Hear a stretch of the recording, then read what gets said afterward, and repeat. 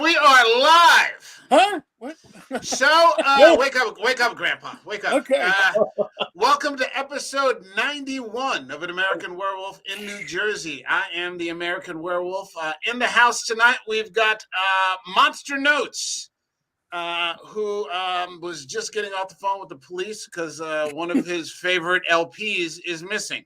Gone like the wind. It's one of those meddling kids, that must have happened. Hey, these dang bang kids. We've got lowercase Josh Sager over here. His first time on the show. Welcome aboard. And John is the architect of tonight's episode. Being a lifetime musician like Bill, he came up with the idea of a top 5 soundtrack and theme episode. So I put it through the mixer, and here we are. Check eBay for that album you have missing. It's under my account name. Yeah, exactly. I'll connect you with some email addresses. And we've got John 3 Chords Wawa, which is usually 3 sheets to the wind Wawa, but tonight it's 3 chords, and that's he's saving the winds up for a Friday night. Thursday when it comes night. to music, I only know 3 chords. Exactly. So that's 3 more than I know. So there all you right. go. I'm perfectly content with that. I'm just going to talk about. I really thought that was cool. So, just a quick programming note, and I'm going to mention this now at the beginning of every episode.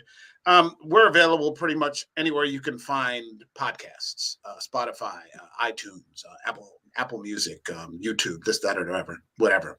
If you catch an episode, or if you stumble upon the podcast, leave a comment. Just a 1-word comment helps with our traffic a great deal. And, we'd greatly appreciate it. Like, subscribe, download, feel free. We're live streaming now on Twitter, Facebook, and YouTube. But please leave a comment. That helps us a great deal. We were talking about it yesterday, and I'll just continue to mention that very quickly at the beginning of every episode. So here we are. I hadn't considered this at all until Josh brought it up, but I think when it comes to movies, music makes the scenes better. And you do run into the occasional film that doesn't have a soundtrack or, a theme, and it's very rare, though. And, if you want to build suspense or, you want to set a mood or, and Josh and, Monster Notes would probably know a lot more about, how you can put that sort of thing to good use. But here we are, and we're ready to talk about our top 5, our favorites.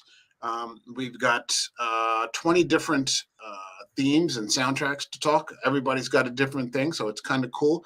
And if you're ready, we'll get it going. We good? Oh, ready. Boogie woogie.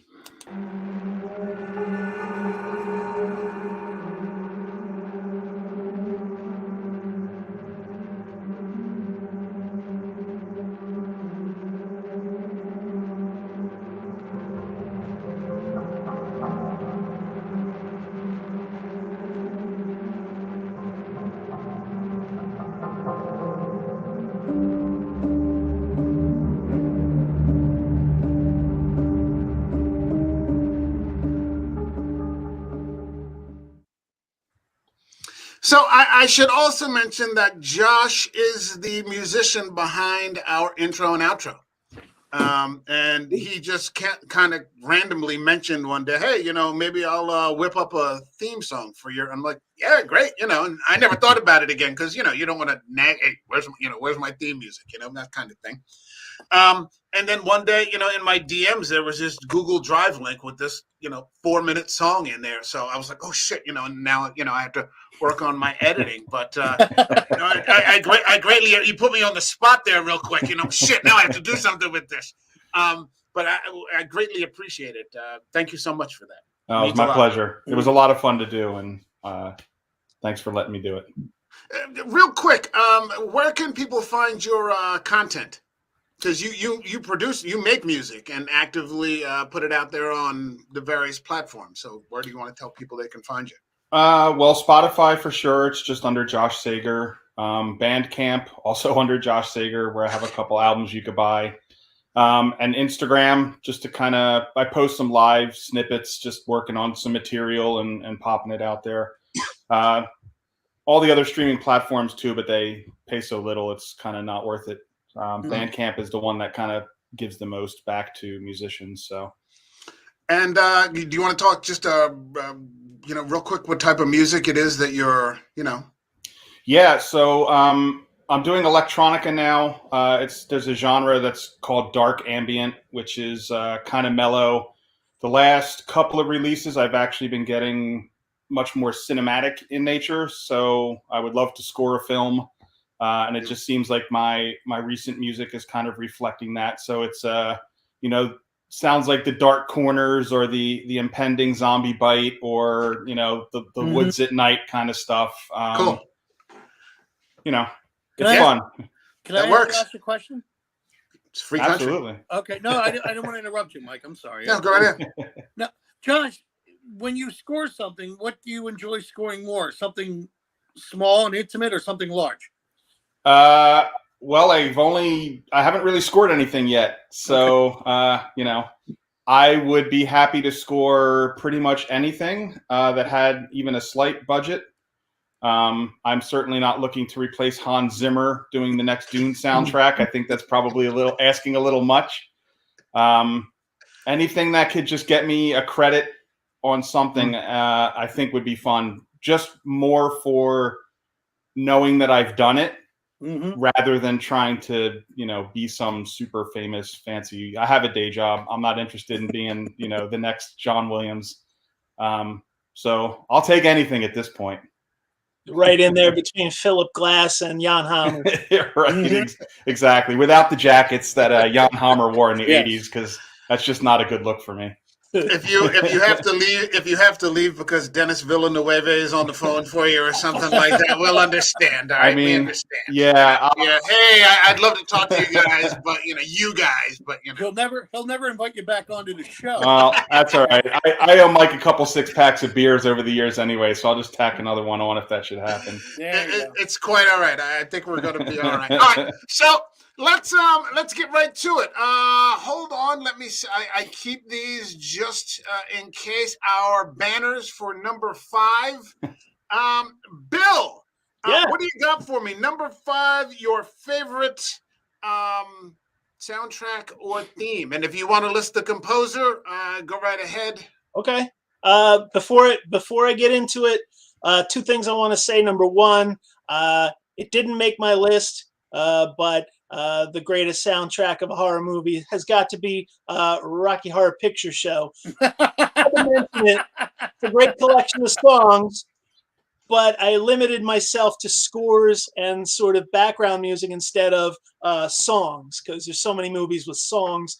That's a whole other discussion. The second thing is, for you guys, for anyone who's listening, we did put up a Spotify playlist. So all the music we're talking about tonight, a lot of it's up there right now. If we can't play it on the air because of copyright restrictions, you can follow along, play at home, open up Spotify, just look up American Werewolf, favorite horror movie soundtracks. It's American Werewolf horror movie and TV soundtracks. American Werewolf horror movie and TV soundtracks. So as many as are available on Spotify are going to be there in the list or already there. So, all the numero songs 5, brother. What do you got?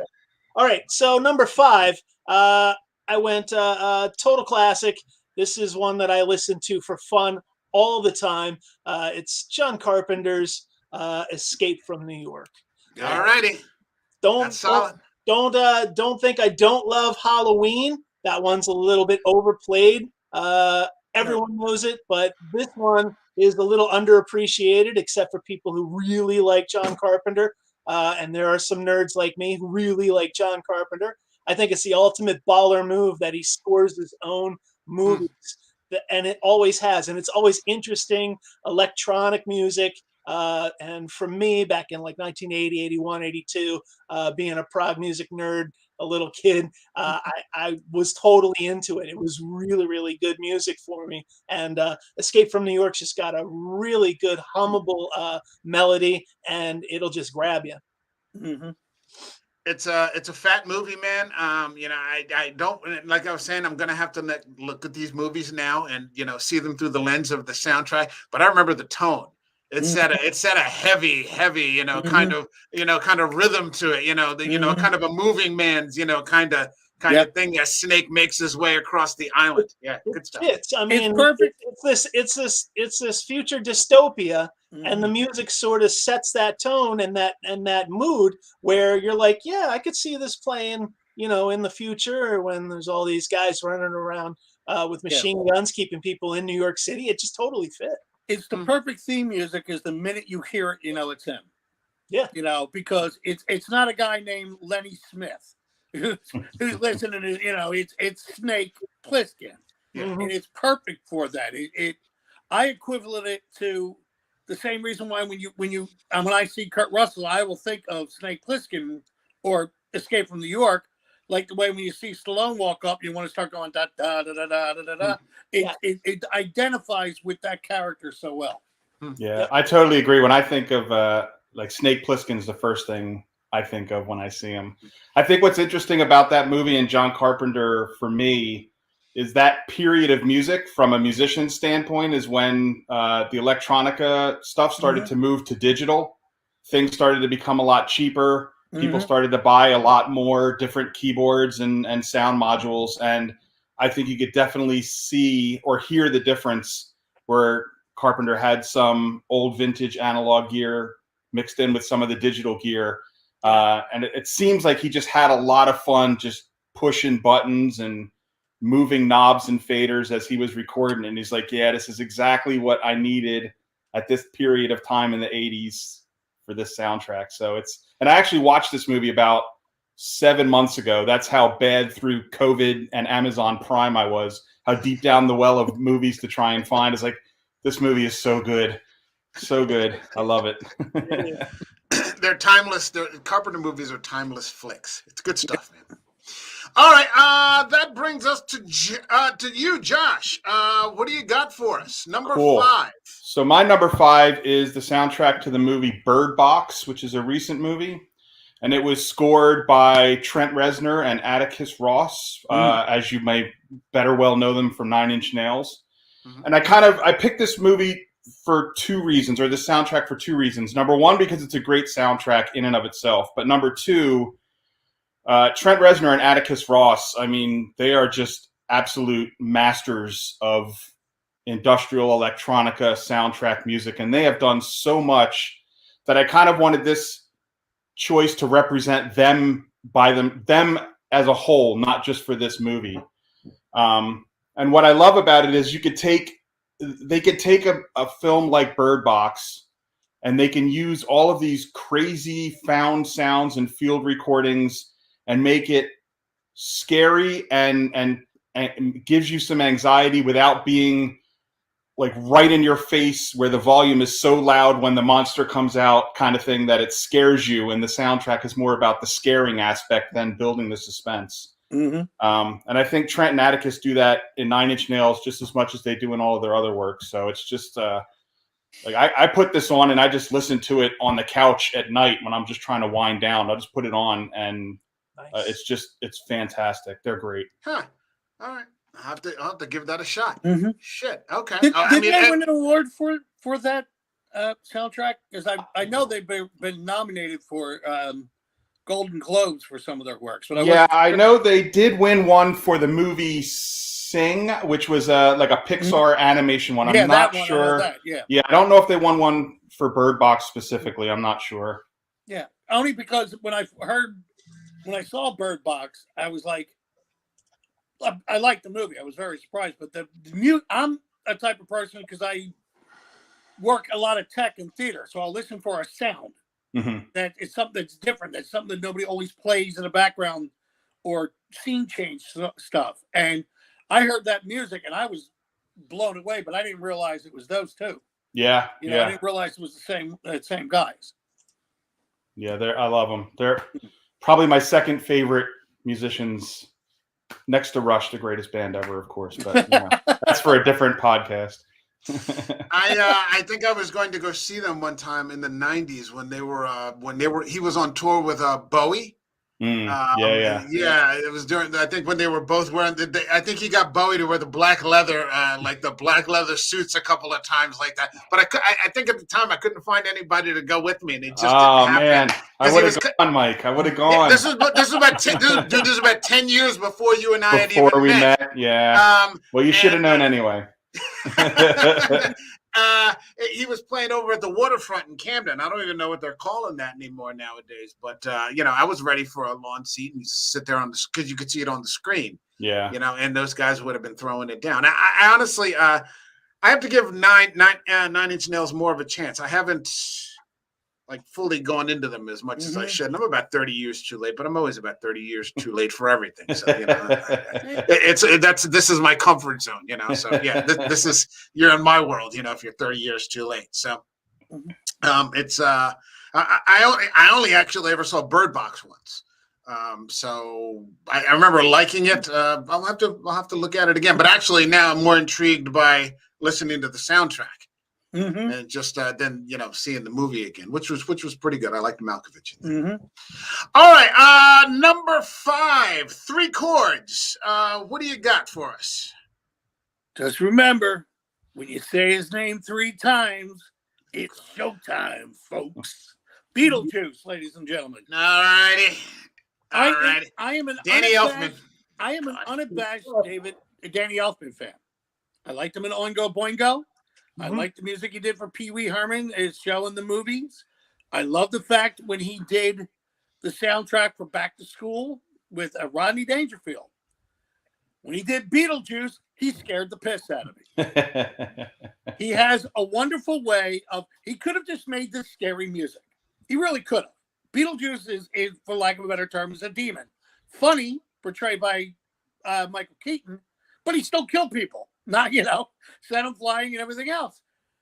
Danny Elfman has a way of making that soundtrack a carnival. It's the lights and sounds, and Christ, even Michael Keaton, when the character blew up into the hammer and the bell, when he set Robert Goulet off and through the roof. The point about it was he took the childlike music, the playfulness, and made it dark. And I loved that. It was brilliant. Carnivals freaked me out a little bit too, because I got lost when I was a kid at a carnival. My brother let go of me because he went off to go flirt with a girl, and I was like 5 years old walking around, and that was back in the days when they had the strong man, the bearded woman, and all that stuff. And ironic, it was the guy who played Dr. Shock who found me from channels, and he brought me to the police and everything. But I was like, I'm not sure if that would make me feel any better. No, he was actually really cool. I got to meet Tabitha, the girl, and it was a nice experience. But carnivals always freaked me out. Danny Elfman tapped into that. He played it, and it was lighthearted and funny, and all of a sudden got real scary. And I love that in a movie. It took me back to that moment. Shit, with Danny Elfman, I could have said Batman just because of the theme. I could have said Big Fish because that movie always gets me. The music is great with that. But it was Beetlejuice. The first time I said, who fucking did this soundtrack? I had to look it up. All right. Nice. I am internally jealous now. I love Dr. Shock, and I loved his daughter. Wow. I don't remember. I just remember Dr. Shock. I don't remember. I mean, it's been a long time. I haven't thought about that. Every now and then, when she was a baby, he would bring her out in the whole. This is Tabitha. I mean, he was, the proud dad. Okay. Beating on his coffin with one of those. Oh yeah, he had like a blow-up hammer, was beating on his coffin to wake him up. I think you guys actually are like a couple of years older than I am, so that's just a little bit outside. Like I remember the tail end of that. What I remember most, I mean, not to get off of the subject, but is the Creature double features. Those are the ones that I remember. Dr. Shock was just on the periphery, I was just at the tail end of his tenure there. Okay, that's cool. I didn't see. I think I saw Beetlejuice one time, and just it was good. It was a really good movie, but I don't remember the soundtrack. Okay, at the very least, we could go through these playlists. I think Bill set up a lot of this for us, and give Mhm. him a whirl tonight or something. Yeah, before avail before you yourself. tune out. There for you. Absolutely. There you go. All right, that brings me to me. All right, so number 5, I went with Hillbilly Opera, which is Damon Albarn and the theme from Ravenous, Huh. which starts out with this banjo. These guys are stranded. They're sort of out there in this remote, military outposts. And then this, this sort of keyboard, starts moving, and then the strings start as the shot goes wide because you realize you're out there in California, in the 19th century, and it's just becomes this sort of tragic, operatic thing, and it's just sad and it's grotesque, and it's a fantastic movie, and probably the best Wendigo movie that there is out there. We were talking about this yesterday, but we were talking about Dark is the Night. But what really grabbed it for me was that final scene where they launched the theme at the end, and the Native American woman Martha sees that Guy Pearce and Robert Carlyle are dead, that they fought to the death, and she understands exactly what's happened, and instead of engaging, she just turns around and just leaves the camp. And then the strings start to hit, and it blew me away. I'm not a musician, so I can't speak it the same way that you two guys can, or maybe John can, but it affected me a great deal. And yeah, that's easily my number 5. I pulled it up on YouTube just to listen to it the other day, and unfortunately it wasn't available on Spotify, but them's the breaks. That's exactly what you said, Mike, though. You put it the best when you said it moved me. And I think that's the main thing for a soundtrack. Yeah. Who did you say did this album? Damon Albarn? Yeah, Damon Albarn and Michael Nyman. The guy who did the Gorillas and yeah. Oh God, I got to look that up because I'm Gorillas. You can find who did that. Yeah, you can find it on. The whole soundtrack is on YouTube. Okay. So if you ever just want to pop your headphones on and chill on the couch and stretch out or something like that, and it's a hell of a movie too. So yeah, one of the first movies we covered, actually, when I started this channel, I was like, I want to talk about movies that people aren't talking about, and I'm like, I didn't know that no other content creators were not talking about Ravenous, but I knew that it was one of the first movies that I wanted to talk about, and I think it was like our 5th episode. That was the first time I had Ryan on. So, I mean, that was like a priority for me. All right, number 4. Bill, what do you got for me? Number 4. All right, number 4. You could hold my feet to the fire and say it's technically not a horror movie, but it is the soundtrack to Clockwork Orange, which, again, future dystopia, plenty of murder and violence, and there is a scene where Alex is a vampire, so I think it counts. But the amazing thing about this soundtrack is the composer who did it, which used to be Walter Carlos, now it's Wendy Carlos, so get it right. Did all of the music, scoring all of these classical songs using Moog synthesizers.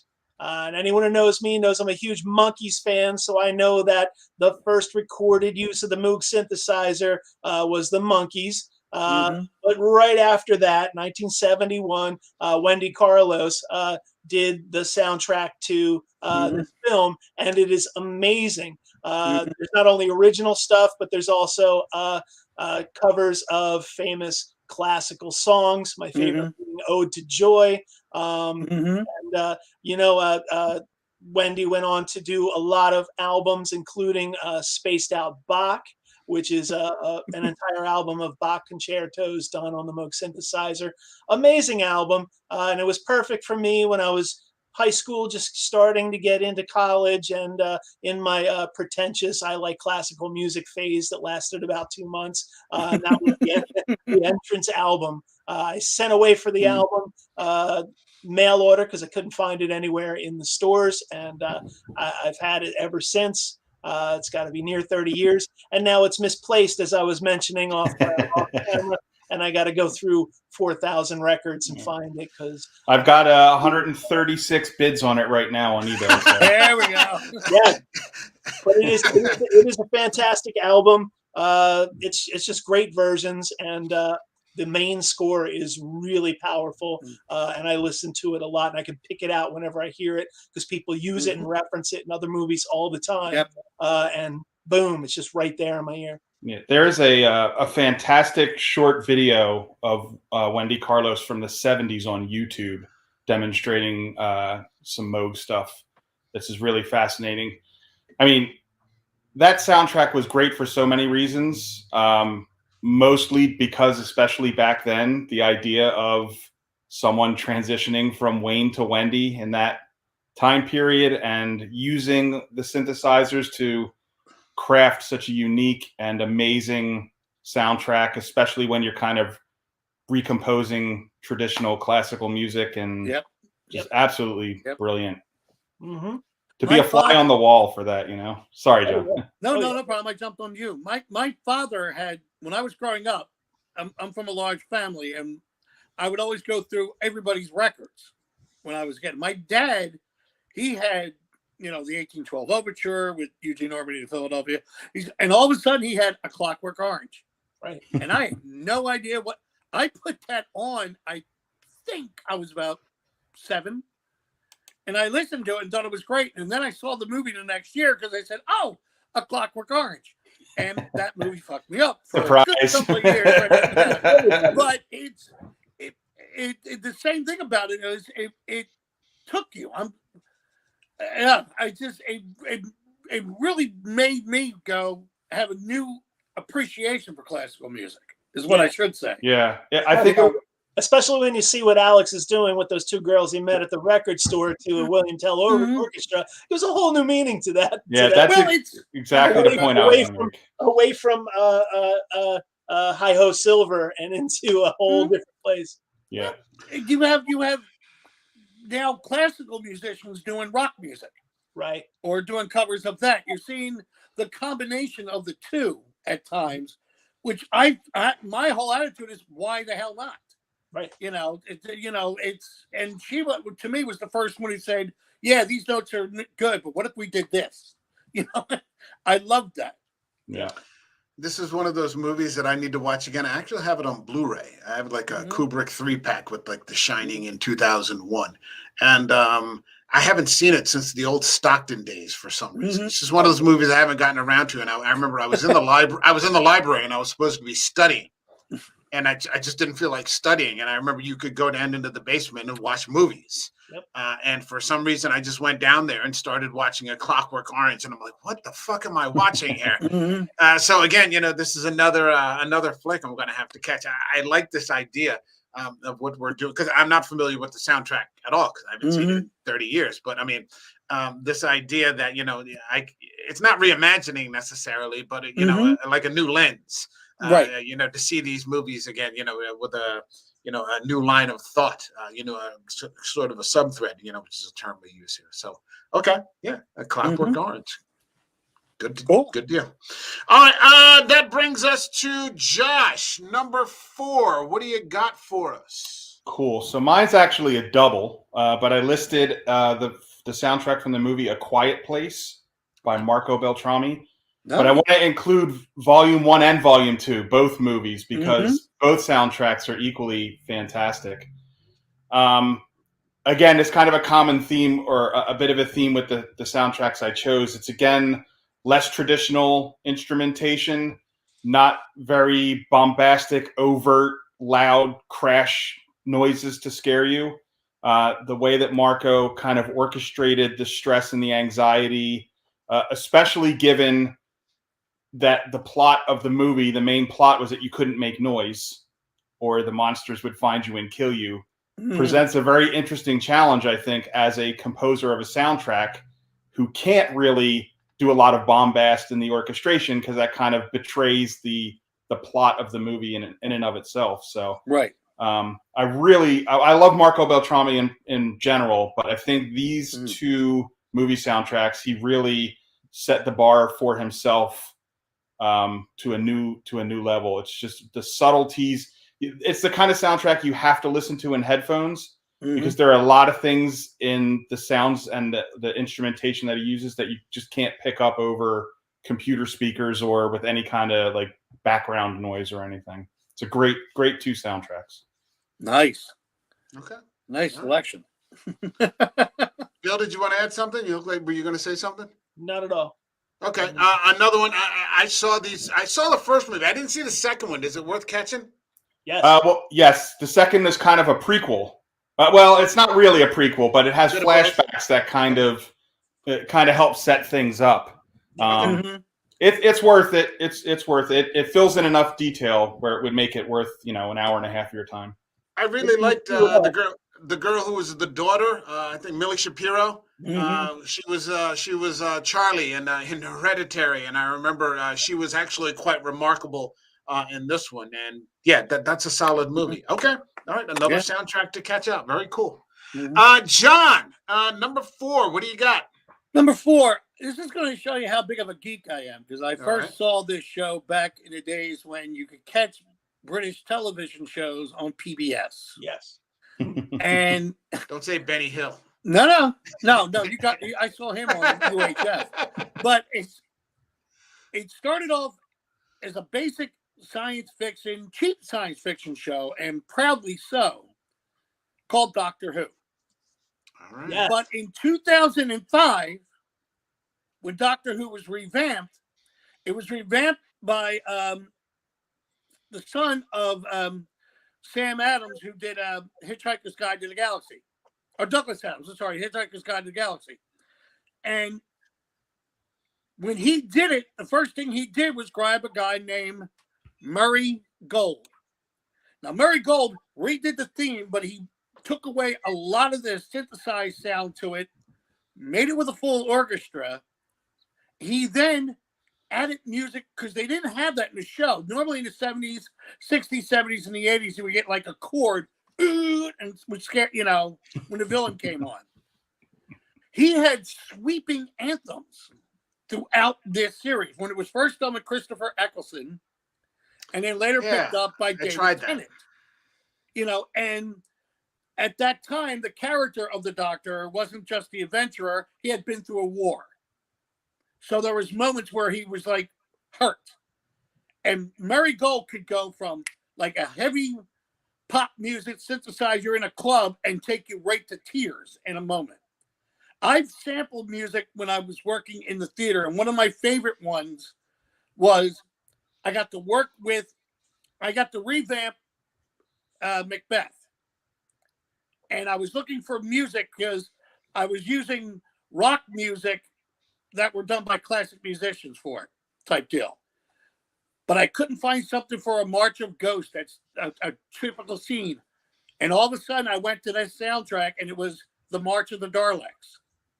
And I'm like, I could sample this in there. When the show was over, parents were asking for a copy of the soundtrack.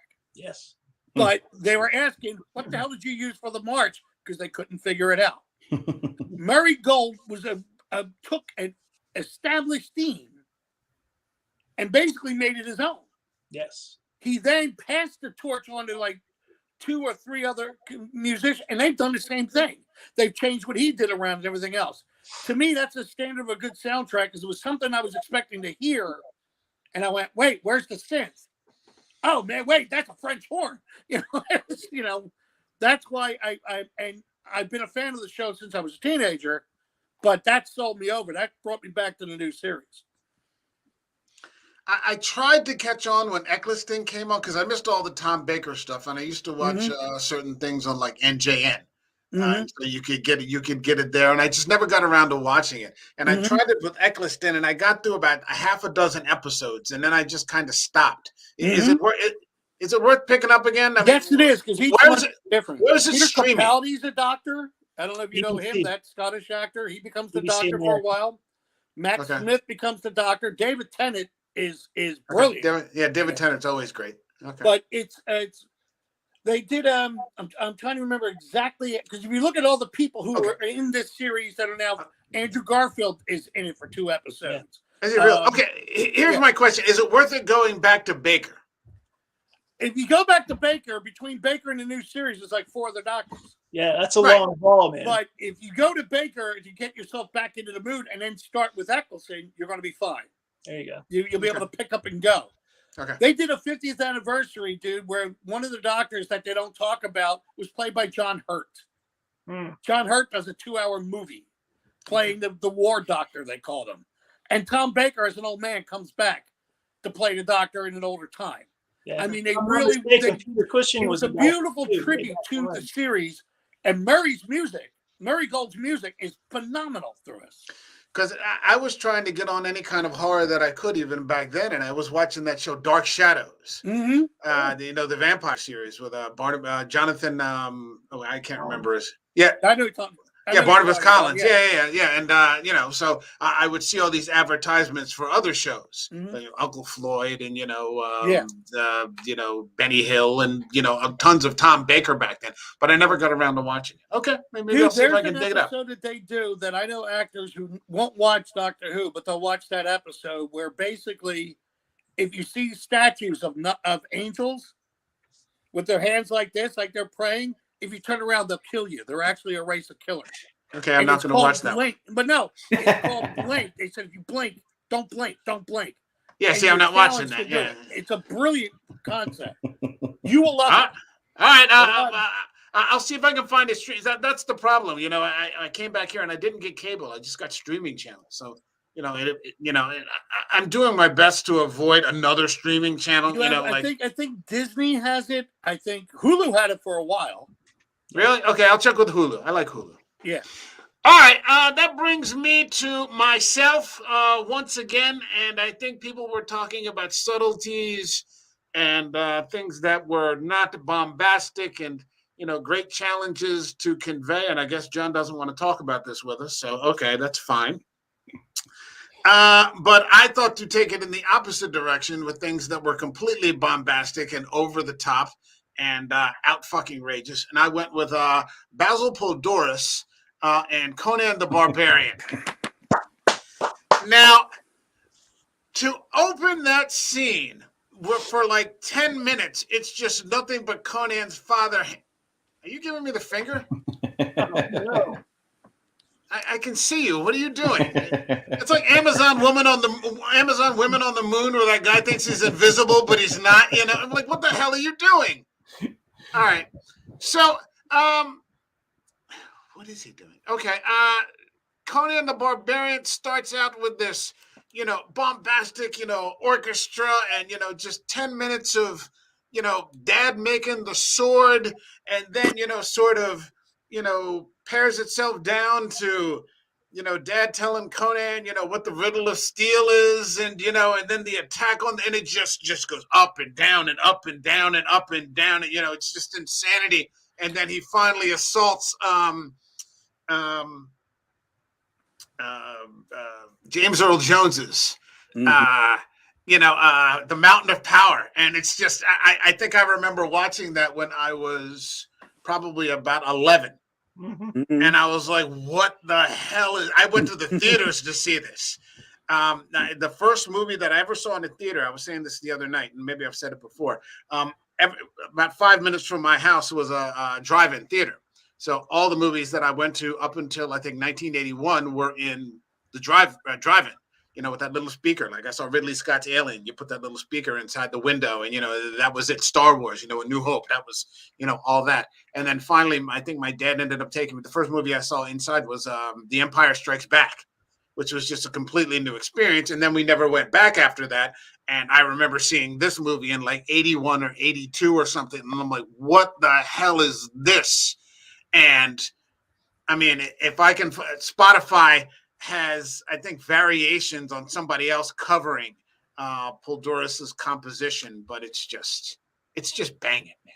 Well, the thing about that movie is you can't have anything but a bombastic soundtrack. If you had anything other than that, you would have destroyed the entire vibe of that movie. It had to be loud and obnoxious and right in your face.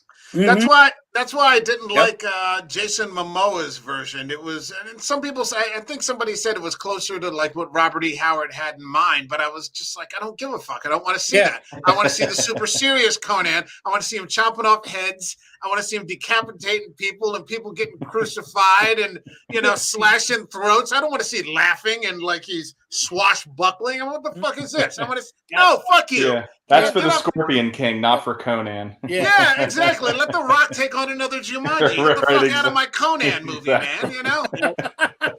That's why I'm hoping that Arnold doesn't do the King Conan project that they've been talking about for 20 years, because I think in today's society you couldn't get away with it. No, of course. I mean, I'm the same way. My biggest pet peeve is like I don't care what franchise you mess with, except don't mess with Star Wars, in my opinion. And the number one thing I hate the most is them putting famous people in Star Wars. Samuel L. Jackson and Jimmy Smits have no business being Jedi. I'm sorry. Bill Burr does not need to be in The Mandalorian. I just get them the hell away from my Star Wars. And It's I've given up. I've given up on Star Wars, actually, kind of. So I mean, after we got that rare exception, and Bill and I talk about this a lot, and maybe John a little bit, but Rogue One, and then these two trilogies in a row, and I'm just like, what the fuck are you doing, man? What the fuck are you doing? Stop. Unfortunately, I'm all in. Mouse does that. It does one triumph and then a trail of doo-doo, and you're waiting and you're waiting and you're waiting for the next triumph, which was Mandalorian. And now Book of Boba Fett is showing us that it's doo-doo, and I'm hoping and praying that Obi-Wan is not another chunk of doo-doo. Yeah. I know we're digressing, but if you want the best, watch the Clone Wars and watch the Bad Batch. Amazing. That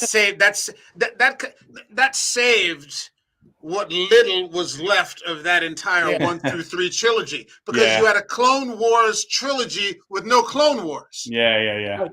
Right. Where's the fucking war, man? You had plenty of trade negotiations, man. You had no trade negotiations you knew what to do with. No, there are 2 of them. You can't do that. Sorry, I just sidetracked everyone with Star Wars. It's another episode. We do this all the time. This is time to get back on. I wish my next pick was Star Wars, but I jumped offline to eBay the record. Yeah, exactly. Yeah, I put in his bid. Sorry.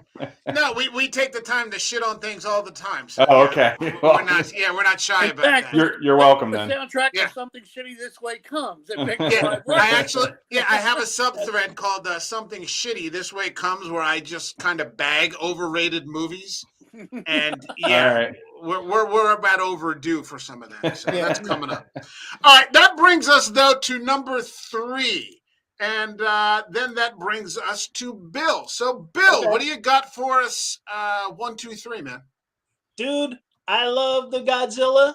I'm a sucker for a guy in a big rubber suit. I will sit through any Godzilla at any time ever. I own every single DVD of every single Godzilla movie from 1 to versus Kong that came out last year. I proudly love Godzilla.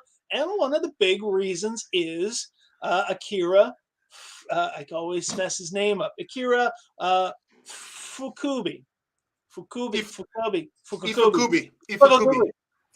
Listen, this guy is like the Japanese Morricone. He is as important to Toho films, especially Godzilla, as anyone, any composer. And he does a huge, huge service to these movies, because the worse they get, worse with the rubber suits and the bad, he will just kick his game up even more. He's an amazing composer, and every one of these movies has a theme that's sort of a variation on the theme, but he always ups himself and always comes up with something new, and they're all memorable all the way.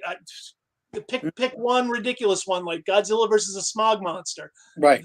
That soundtrack is amazing, and boom, right in my ear every single time. But The first one is a triumph. Yeah. Every time you hear that 3 trumpet blast, blah, blah, blah, you know Godzilla, and in your mind you're looking up at a 100-foot giant reptile monster. This fucking Doom, man. is awesome, and I'm going to suggest this CD. It has the main theme to every movie from 54 through 75. Nice. You should get it. You can probably find it for $2 on Amazon. It is the greatest thing ever. That's awesome. Right next to a Clockwork Orange. We're gonna find out you're like a Chuli's gum representative or something. I get no kickback from Akira. I'm just saying I really appreciate his work. And he's awesome. You know, a soundtrack is good that when they did all the big remakes that were done in the 2010 till 2020, they asked for that music.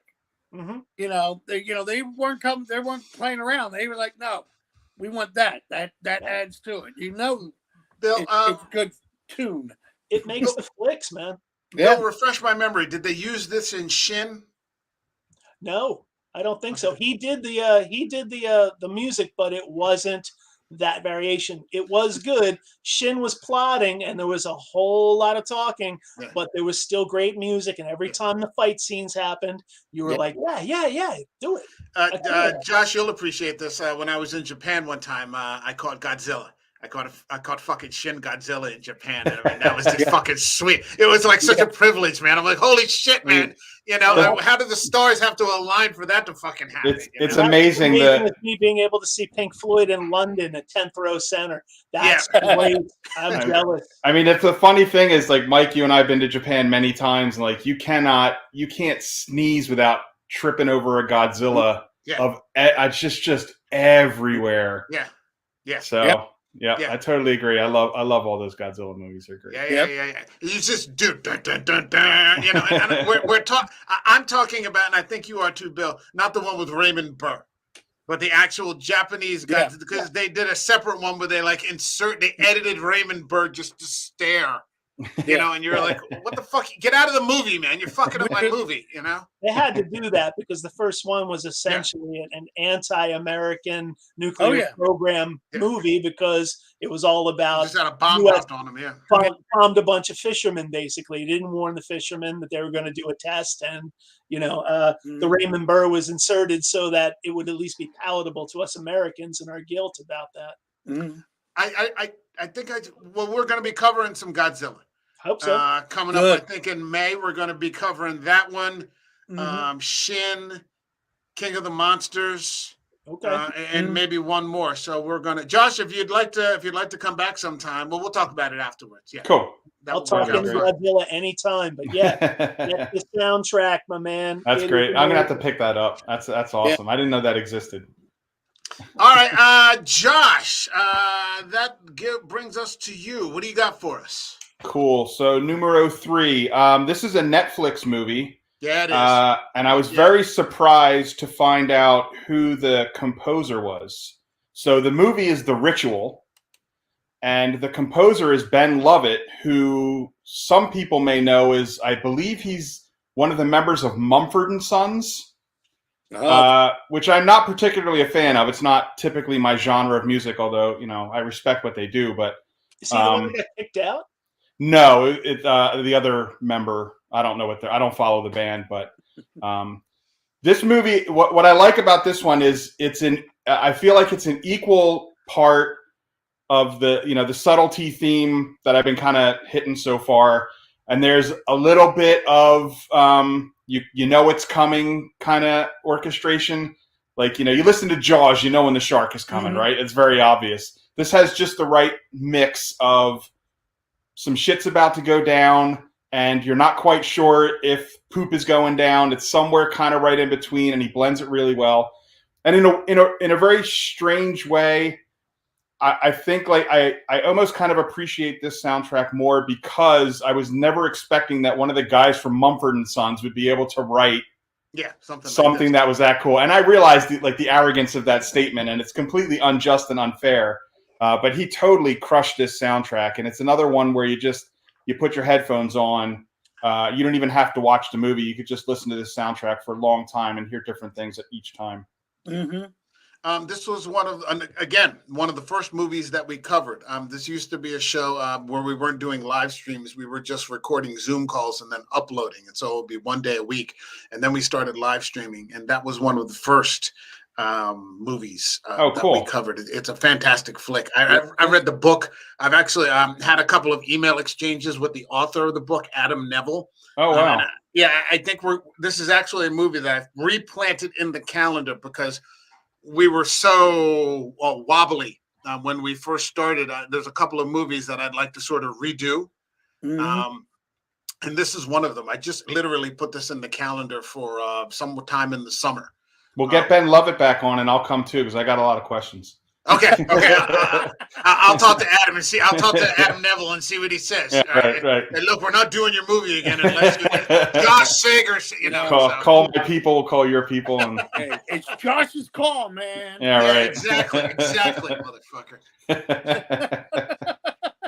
All right, so let's see. Where does that leaves us with John? John, what do you got for us? For number 3, Michael, we were talking about this actually before we turned this on about listening to a soundtrack and then seeing the movie.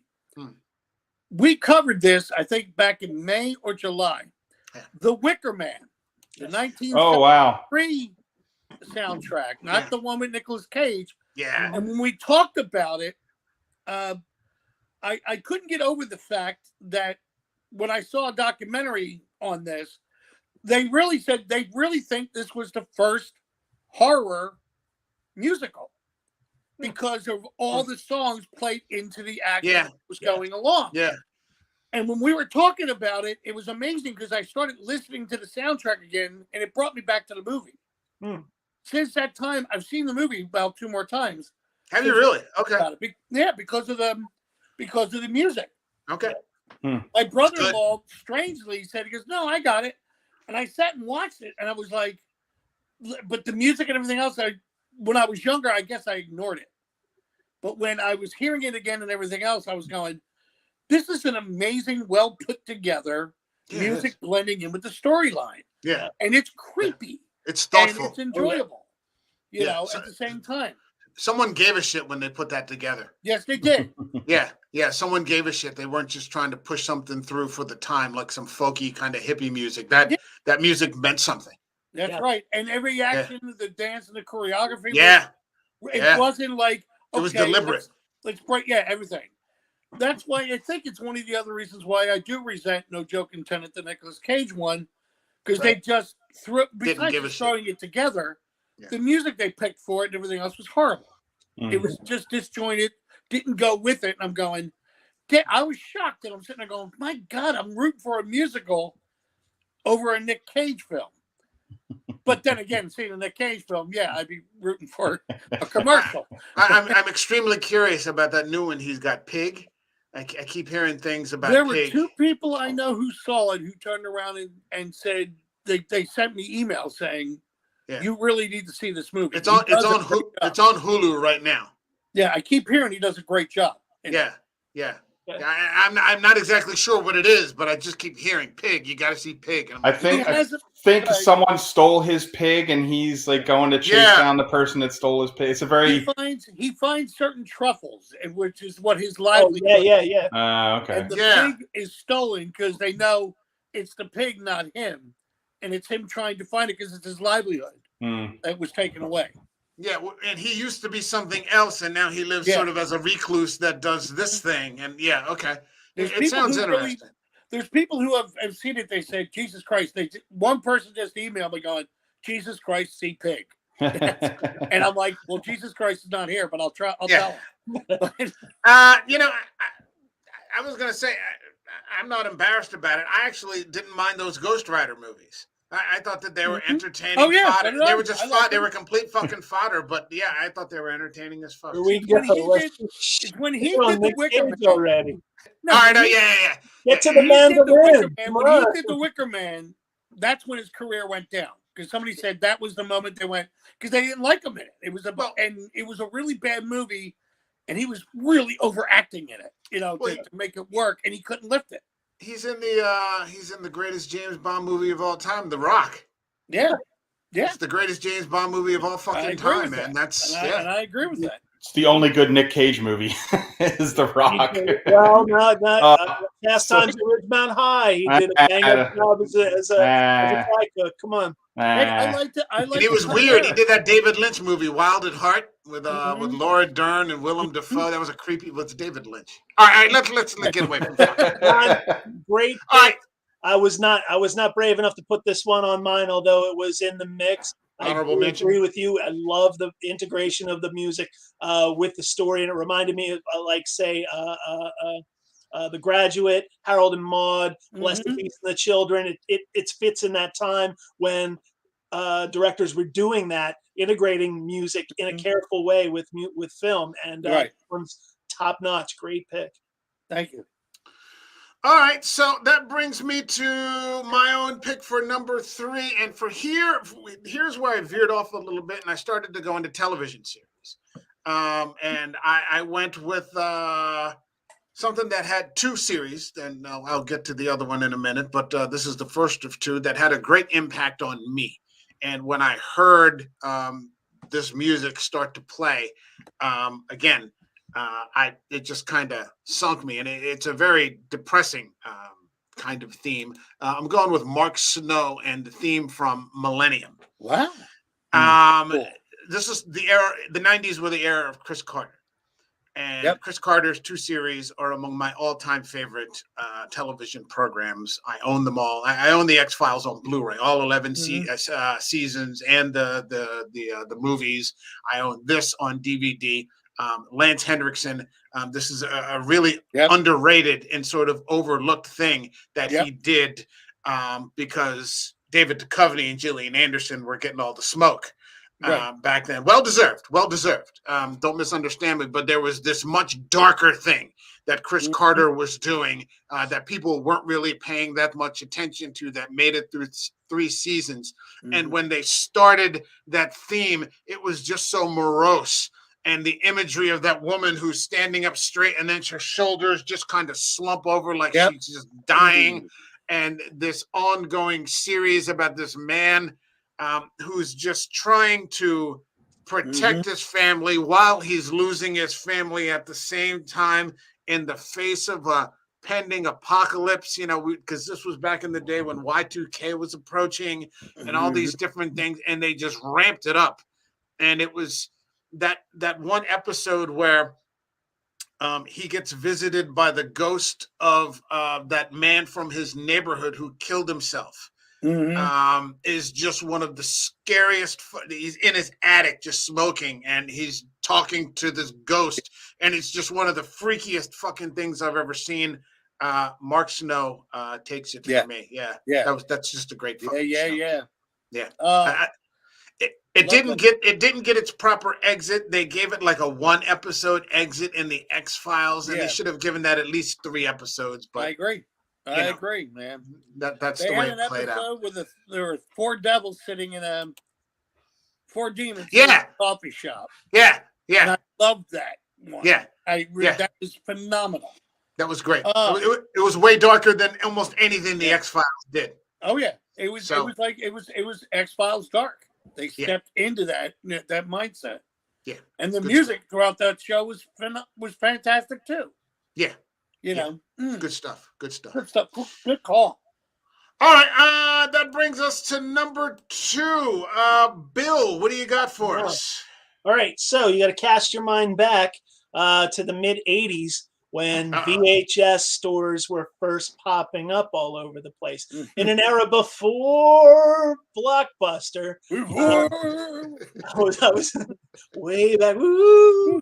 Back in time.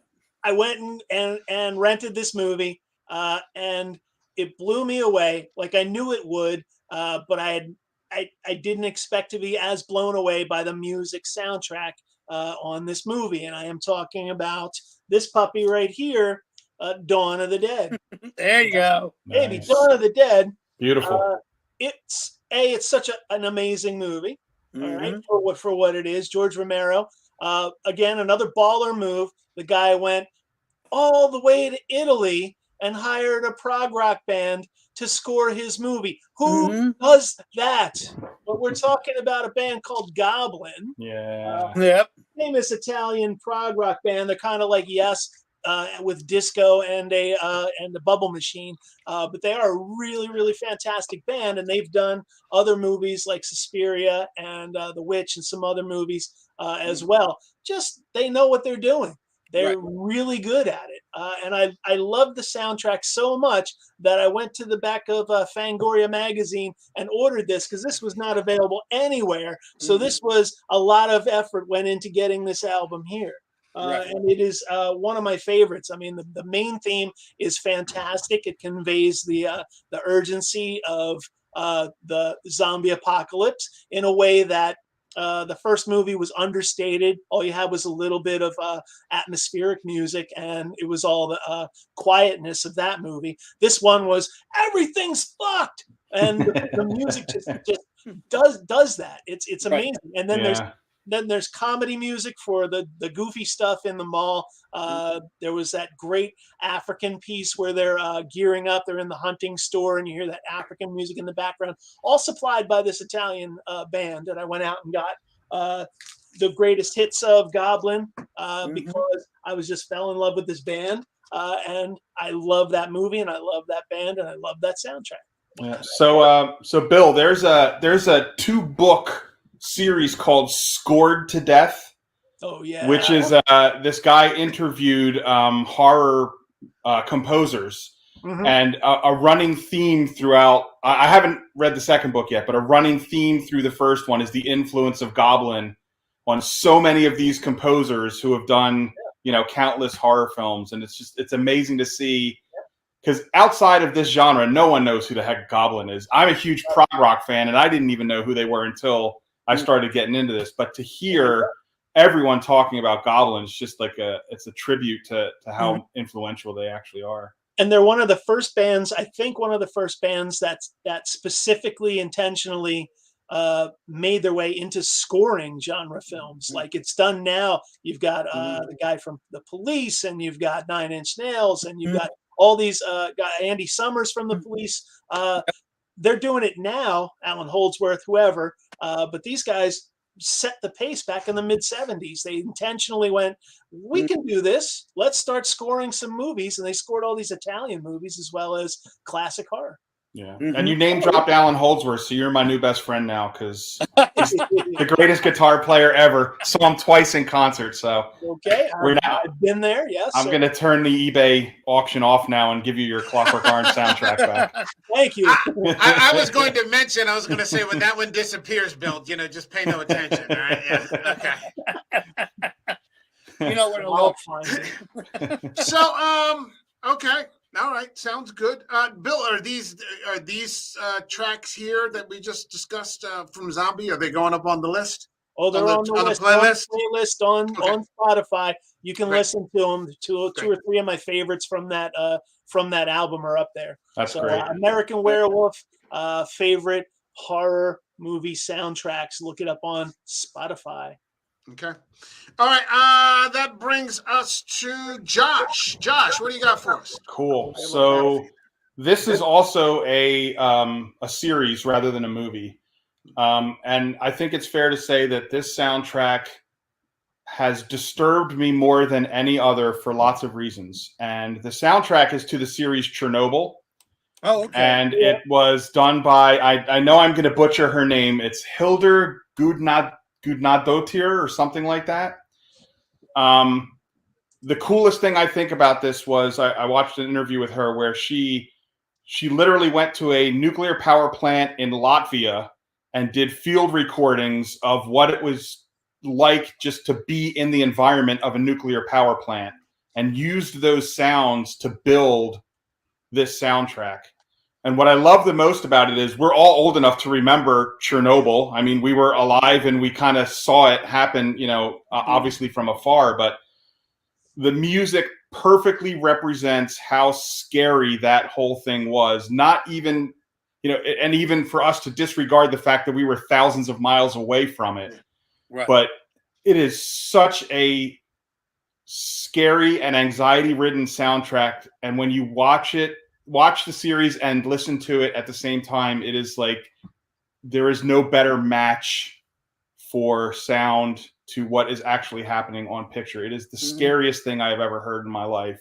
Heck yeah. It is absolutely beautiful. She did a wonderful job. She also did the second Sicario film. She did the Joker. Oh, really? She did the movie Trapped.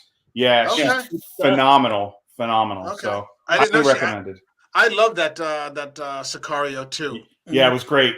Yep. Yeah, that's a great fucking soundtrack. Yeah, Okay. and the Joker also. I've heard her name from another friend of mine who's a musician, and he told me about the Joker. I didn't know she did Chernobyl. Yeah. I didn't even realize that. I wrote down everybody's composers. It's Hildur, Hildur, Godnadottir. Yeah, I don't blame you for struggling with that. Yeah. I lived overseas for 10 years, and I'm sort of that's some Eastern European. Yeah, I was in South. Yeah, Asia. Scandinavia somewhere, but she's absolutely phenomenal composer. Great soundtrack. And it's just it's such a I remember that, and I remember the images in my head as a child because I would only hear about it on the world news tonight, like Peter Jennings. Yeah, and I just remember thinking of just complete blackness, just like blacked out. That's like I couldn't quite understand what it was that they were, what they were saying, and obviously, you couldn't get close, to see, it isn't like today, where you can't not get a picture of everything. But I remember as a kid, that's what I sort of saw in my mind's eye. And Mike, you think about where we live because we don't live too far from each other. We're not that far from a couple of plants ourselves. And no, well, does everyone remember 3 Mile Island? Yeah.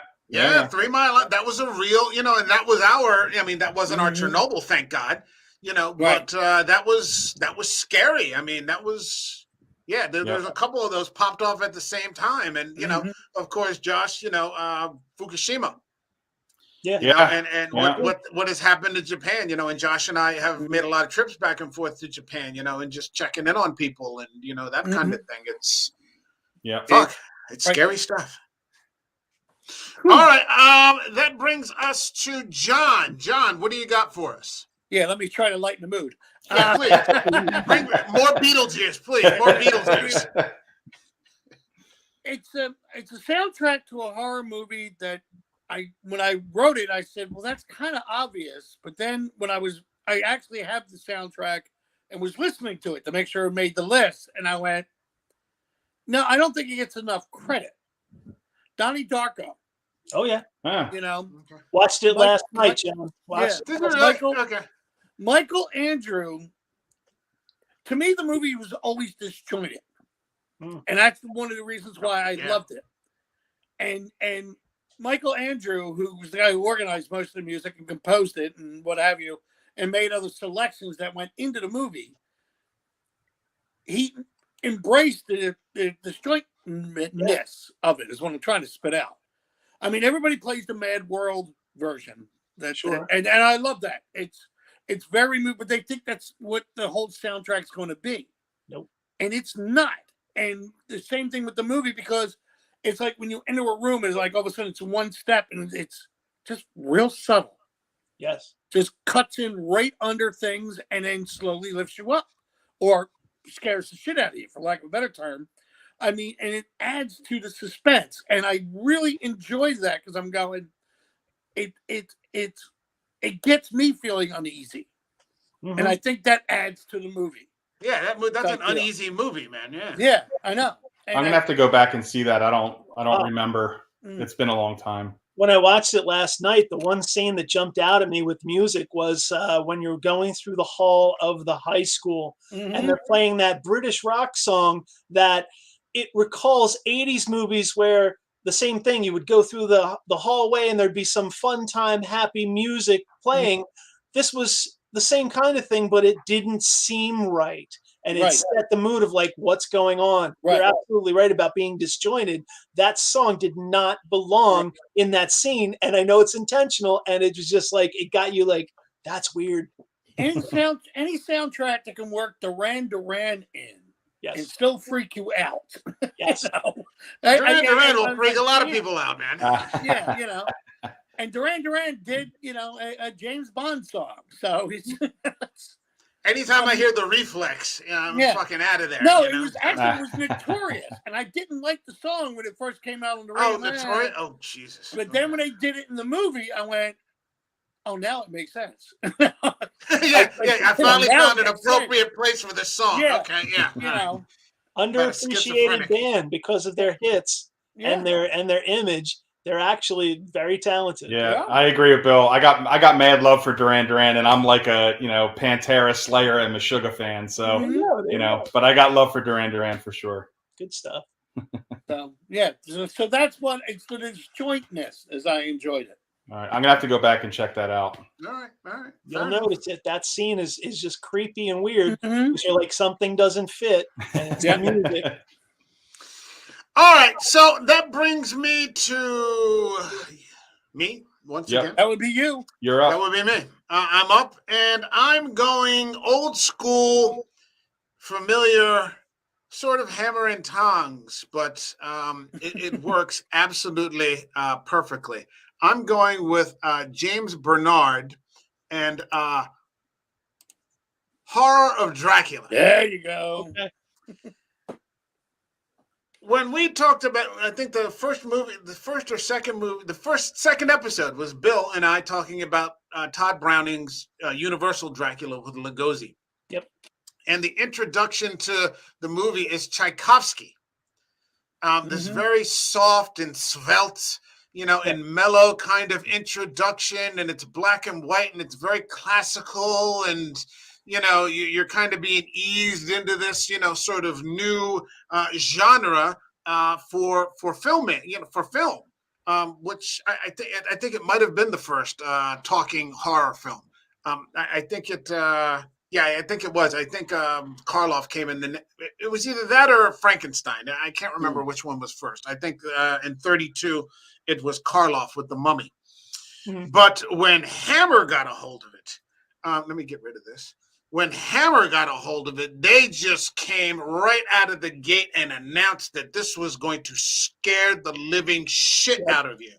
You start out with that opening scene and you go right to the top of Dracula's castle, and it's the dragon. They show right in on the dragon, that big red font, bloody lettering. They're slowly going through the castle until they get to Dracula's coffin that says Dracula right there on the top of it. And then the blood starts dripping down, to, the fast-paced chase scenes, where Peter Cushing comes in and, he's running Dracula down like he owes him $20. And it's spectacular, and it lets the creepy scenes where, and we talked about this too, how they revolutionized the brides. As these sort of super sexualized women that you just stood no chance against, because they, you're busy staring at their tits, and they're staring at your throat because they're gonna bite you. That's how I was in college. It was it was, the easy, sort of string music that, sort of set the tension, because you knew, that this woman, Valerie Gaunt, I think her name was at the time, was, the vampire queen, or, Dracula's bride, but Harker didn't know it, and so but just the music that Garner did was tremendous, and it was in your face, and it was a success. And I was telling this story yesterday.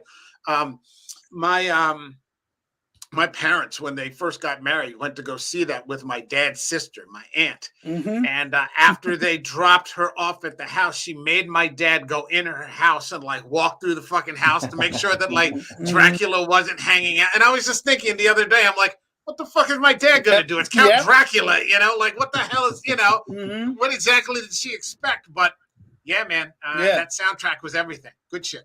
That's exactly how I feel about Nick Cage films. I need someone to walk me in and make sure Nick Cage isn't in my house when I grow up. That's that could be true. That's a more legitimate concern. Yeah. All right. Michael, I don't know if you heard. Did you hear Valerie Gaunt passed away about 2-3 weeks ago? No, I hadn't heard that. She was still alive. I thought she had died in 2018 or something. There was somebody, they said it was the original Hammer female vampire, and I thought it was Valerie Gaunt, that she but in her sleep, settle around, regular family, kids, grandkids. That's awesome. They said she That's was awesome. very Not that good. she's passed, but Yeah. I mean, But she yeah. was. She took it from from that to where we talked about where Monica Bellucci is in Coppola, these beautiful women, and all the way to like to Dracula 2000 when Wes Craven and he got like Yeah. Kimberly Esposito and Jerry Ryan from Star Trek. She's one of the brides. Yep. They completely become these femme fatales. Mhm. And so I mean, just good shit. And it works. All right, that brings us to numero uno. 111. I think at this point I started to search alternate movie posters. So I tried to find posters that were a little bit of fun for our picks. And I hope you guys are happy about that because I started to get into it a little bit. And I think what makes this an episode like this great is that we could watch a movie and people could have different opinions, about it. And we've had episodes like that, which is fine because I just want to hear what people think. But with this, everybody brings their own enthusiasm to it. It's their, individual enthusiasm. And so that translates well, I think. And so that brings us to Bill, your number one pick. Lay it on us. All right. My number one pick is again, we're going to the Prague era. We're talking about an album that was used as the soundtrack to one of the scariest movies ever made. And it is unintentionally now forever intrinsically intertwined with that movie. And it's kind of weird because the album is not necessarily intentionally to be scary. It was just this piece of music that was chosen to put on this movie.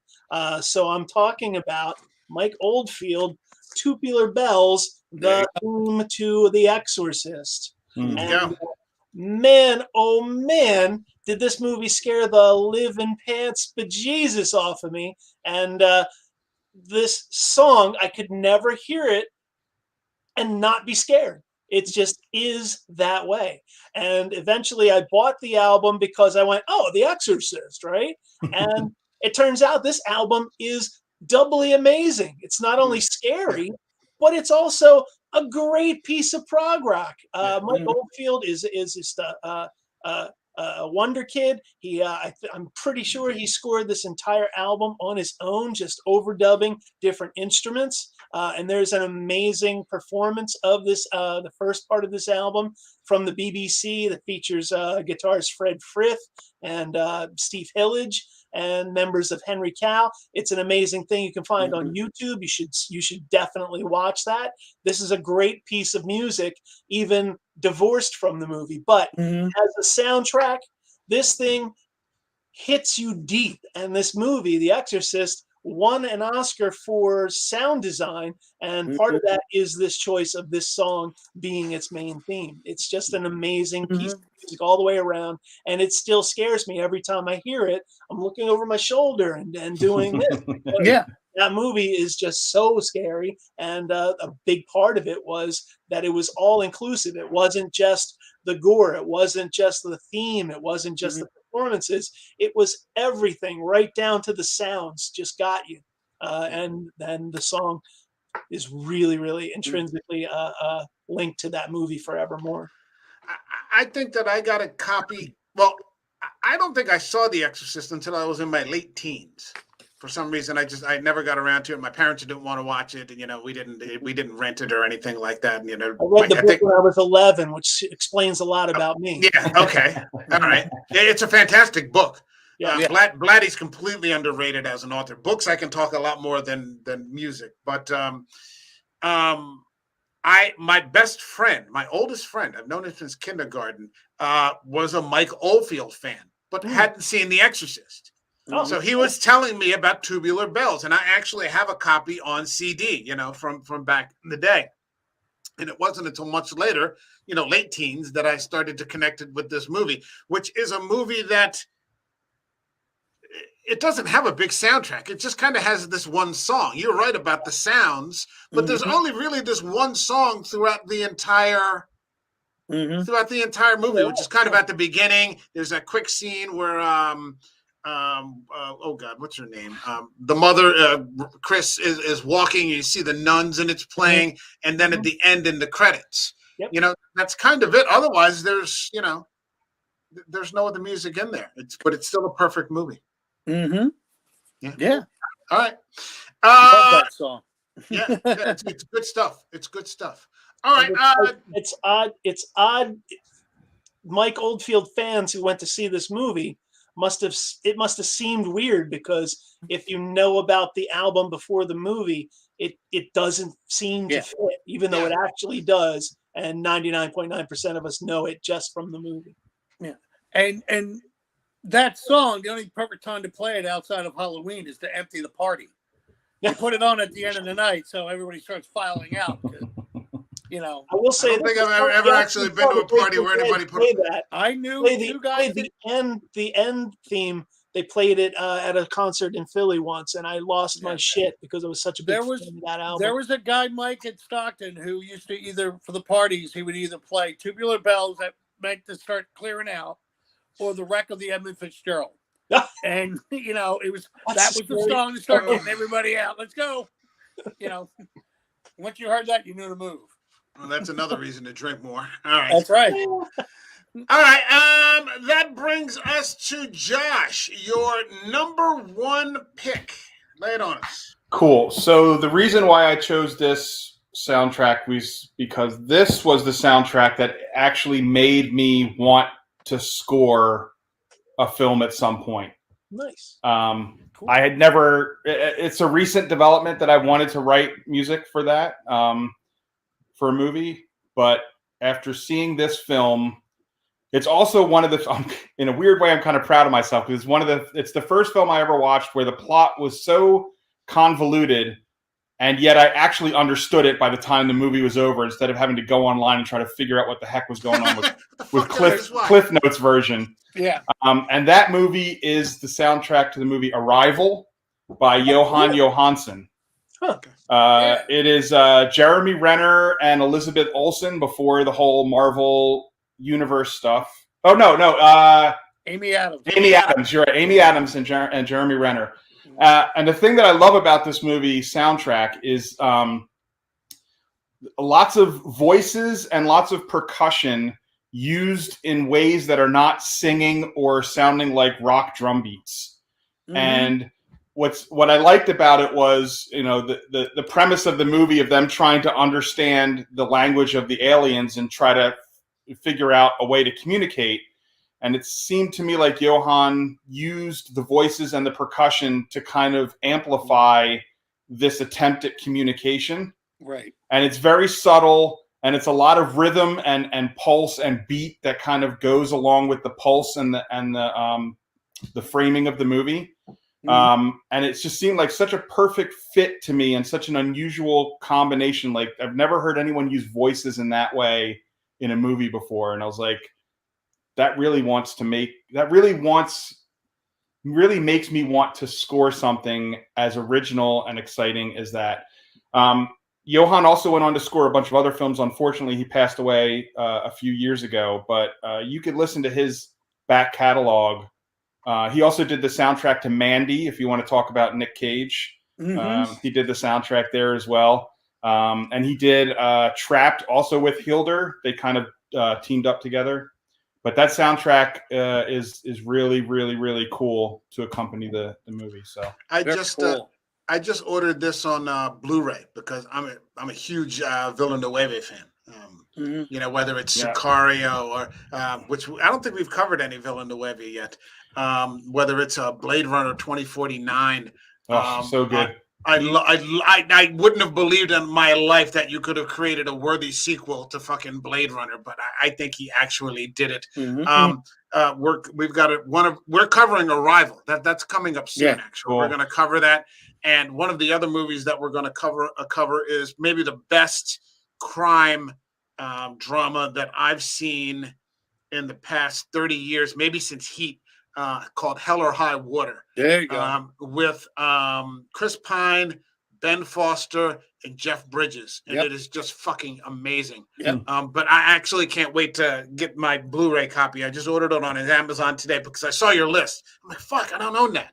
So yeah, it's I'm interesting.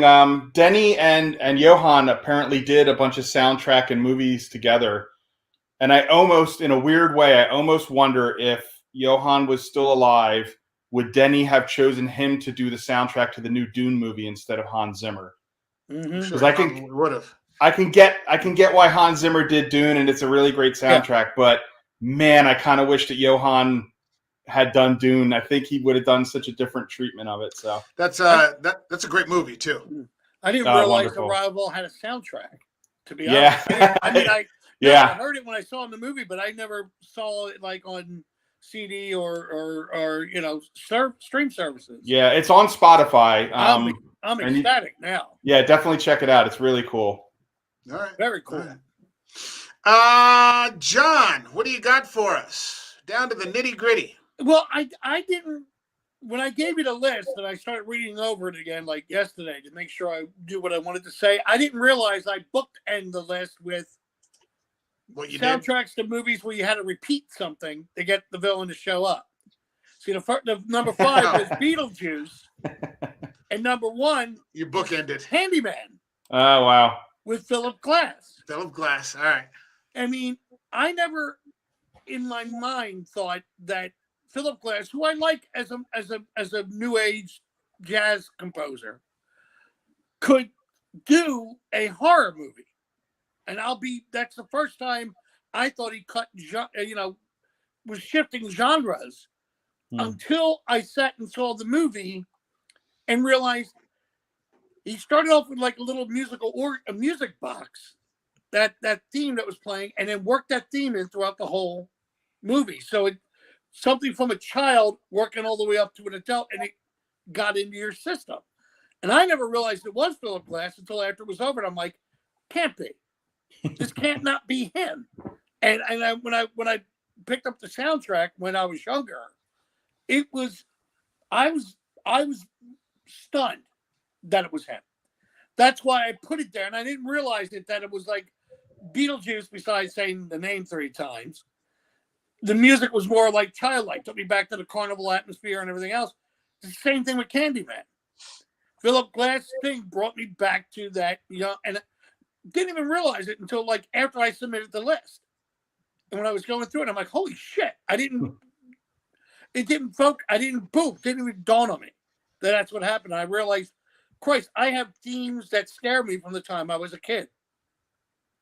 Bringing that up or eschewing what I would see as a child or hear as a child. And I was like, and it's a fantastic soundtrack and very underrated. That's a Clive Barker movie, isn't it? I believe so, yeah. Did Clive Barker do Candyman? Okay. It was redone recently too by Jordan Peele. Jordan Peele, Peele, yeah. redoing it. Is it out already? Yeah, I it's think out so. already. I think Rod Okay. wants to cover it. He wants to cover Candyman. I wouldn't mind covering the first one. I'm a big Tony Todd fan. So I'm much. curious about his new one. That's getting all the hype. Oh yeah, yeah. Mhm. What's it called? Not or Nope or something? Nope. Nope. Yeah, Nope. Sounds like Yep. a good theme to explore. Just Yeah. people who wouldn't do the dumb things that most horror movie people do, but Exactly. not to get off on a tangent. No, Yeah, it's a legitimate tangent. Yeah. Yes. No, it's got to be better than Scream Part 6, where everybody continually does the same Mhm. fucking thing. 6 fucking movies. You The know. kid down For the fuck's block sake. that was 2 years old in the first time he grew up in his mouth. Yeah, that's in like the new Halloween, the last Halloween movie. Like the kid Tommy, like that Mhm. she's babysitting. Like he Mhm. comes back in the latest movie, and I'm like, Really? yeah, I feel like that old Senate hearing. Have you no shame, sir? Yeah. Have you no shame? At long last, have you no shame? Let it go. For fuck's sake, man, stop, motherfuckers. Mike needs a moment. Myers has to be like 70 years old now. It doesn't even make any fucking sense. If you can take stairs 2 at a time, you can outrun him. I really hope he's dead. No, they're 'cause- bringing back one more time. No. Oh, of course they Yeah. will. I saw someone the other day, and they're like, "Evil dies in 265 day block." Yeah. Delete. It's going to turn out that it was Jamie Lee Curtis all along. Oh man, nice plot twist there. Waited 30 years to hear that. Somebody calling a fucking airstrike on this fucking town or something. Jesus, end it.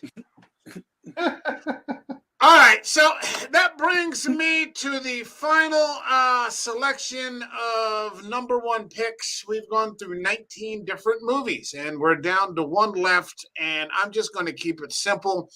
I went back with another TV series, and it is my all-time favorite TV series. I went with Mark Snow and the theme from The X-Files. There you go. When I hear that, it literally feels like I am just stepping off into the ether, which was basically what The X-Files was. When you turned on an episode of The X-Files, you had no idea what you were going to be watching. You could be watching an episode about aliens. You could be watching an episode about killer insects. It could be vampires, werewolves, Native American cultures. It could be the chupacabra. It could be, government conspiracies, and the CIA and, the shadow government. And it just, I remember growing up with the precursor to what the X-Files was, which was The Night Stalker with Kolchak and Darren McGavin. Yeah. And I was very young at the time, but every once in a while, if I could manage to stay awake, because I think it was on like a Friday night at like 11:30, my parents would let me stay up, and I would struggle to, stay awake long enough.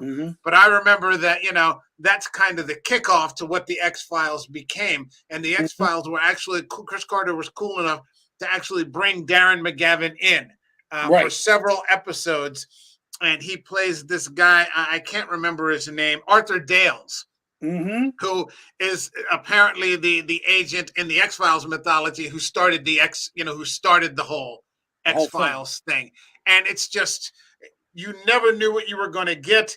It's fantastic. Every once in a while, I'll have to watch the whole, like every 5 years or 6 years or maybe even 8 years or something. I'll have to start from episode 1.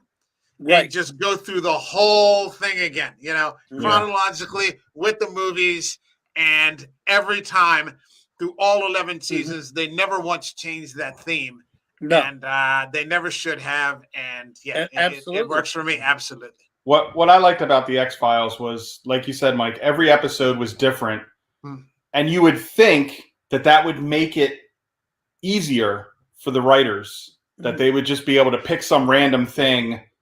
But I think that actually makes it a lot more difficult to maintain any kind of consistency. Right. And even despite the soundtrack, like the main theme song, all of the music throughout that entire series fit the episodes perfectly. And yet there was a theme throughout the entire thing. Throughout all 11 seasons, it sounded like the soundtrack was uniform pretty much throughout every episode and every season, which remarkable job. It's just I think nowadays a lot of people don't know about the X-Files.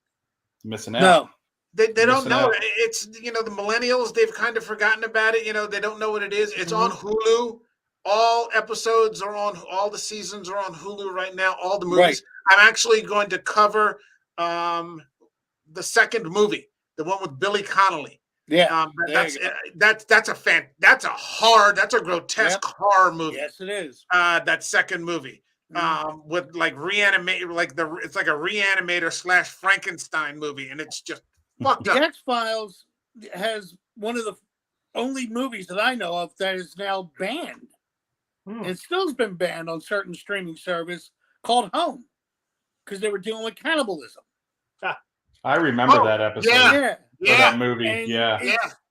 But you watch that episode and it's fantastic and it's terrifying. And they somehow managed to combine horror with like knee slapping, like almost fall down kind Oh, of God, humor at the same time. David, the casting was fantastic. Mhm. And when you look back and see how many A-list stars back then actually started an episode of the X-Files, like Yep. everyone did an X-File. Yeah, it's like Right. Law and Order, but sci-fi. Yeah. Yeah, even Danny Trejo did an X-File. You know, Aaron Paul, Jack Black. You know, there's just so many different people. Alex That Trebek. goes back to the Twilight Yeah. Zone. If you watch the Yeah. old Twilight Zone, Jose Chunks everyone's from there. Outer Space with Alex Trebek and Jesse the Body, Body Ventura. Ventura. Nice. It's just perfection. Yeah. It's Peter Boyle looking at Agent Mulder. Clyde Is the Clyde guy who Buck- sees in the future, Yeah. but it's like somebody's death, and he goes, you know, erotica, asphyxiation erotica Yeah. is not a good way to go, son. And he's like, Yeah. why are you looking at me? And Yeah, they just he- leave it yeah. and go. That's how That Mulder's was the good. brilliance of that show. They would drop like a humor, even, and it just picked. It wasn't the main theme of the show. Just But I like mean, a little, even- and it was always dark. Even the main casting with two unknowns. Mhm. Nobody knew who David Duchovny was. Nope. Nobody knew who Gillian Anderson was. And That's they've right. gone on to, I mean, they got everything right. Chris Carter got everything right with that. That's right. And it's just, there you. That's why it's my And number it's one. weird. They got it right because everybody in the show believed. You know, the whole thing that you believed. And I'm not saying that it's a joke. They believed in it. They knew. Yeah, what it well, I was. mean, even later on when the contract disputes were coming in and they brought in Robert Patrick, yeah. and Patrick becomes the skeptic and Gillian Anderson becomes the believer, you would think that that wouldn't work at all. But it did. It off. You completely got rid of David Duchovny and Robert Patrick. I mean, who's a capable actor. I mean, they carried that for like 2 or 3 seasons. 2 or 3 seasons afterwards, yeah. Duchovny was, back and forth and, in and out and, this sort of thing. So, the X-Files. All right. This is probably one of the longest episodes we've done in a while. We usually do 45 to 60 minutes, but I knew that these were going to carry on for a little bit. My thanks to Monster Notes for his picks, Josh Sager for this idea for your picks and your music that is now contributed to the show that we play every single time. Thank you very much. Thank you enough. Yeah, thank you, man. Thank you. And John, 3 Sheets to the Wind, Wawa, with the tinted glasses there. Styling and profiling. It's something. All right, that will be it for this week. Next week, we will be back with only one movie. We did 3 this week. We did triple duty, so we'll be back with one movie, and I think it's on Thursday. We're really going down the rabbit hole. We're going to touch on David Fincher's Zodiac. And what people do is far scarier than anything supernatural or paranormal. Right. And we're going to touch on that a little bit. I can't wait for it. My thanks to everybody for this show. Hang out a little bit after the outro. Good night, everybody. Take care.